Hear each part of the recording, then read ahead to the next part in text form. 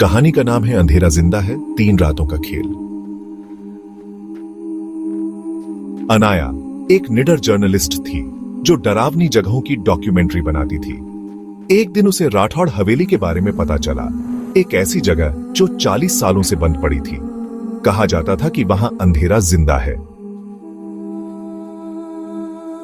एक पुरानी डायरी के पन्नों पर लिखा था, अंधेरा सिर्फ रोशनी की कमी नहीं, वो एक सांस लेता हुआ साया है जो इंसानों में समा सकता है।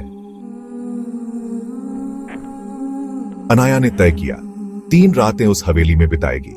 पहली रात जैसे ही वो हवेली के पास पहुंची, दरवाजा खुद ही चरमराकर खुल गया।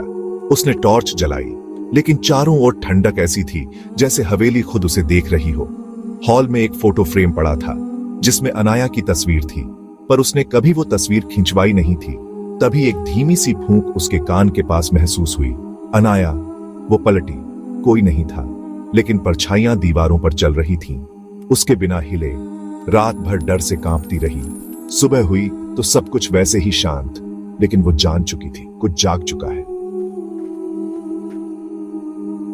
दूसरी रात अनाया और अंदर चली गई। हवेली का बेसमेंट मिला, जहां एक कमरा था जिसमें चारों तरफ आईने लगे थे। हर आईने में उसकी शक्ल अलग दिख रही थी।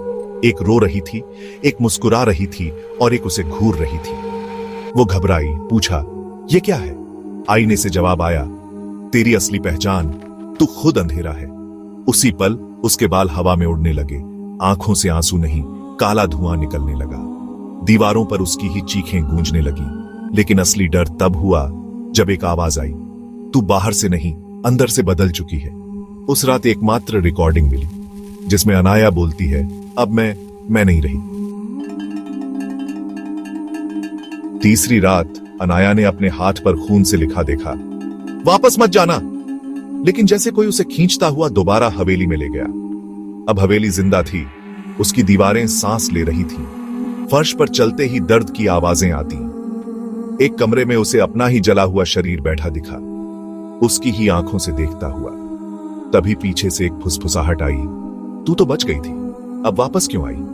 वो पलटी, उसका साया सामने खड़ा था। साया बोला, अब तू रोशनी की नहीं, अंधेरे की बन चुकी है। दरवाजे बंद हो गए। हवेली ने उसे निगल लिया। उस दिन के बाद अनाया फिर कभी नहीं दिखी। लेकिन जो भी उस हवेली के पास जाता है, आज भी एक आवाज सुनता है, अंधेरा जिंदा है और अब वो भूखा है।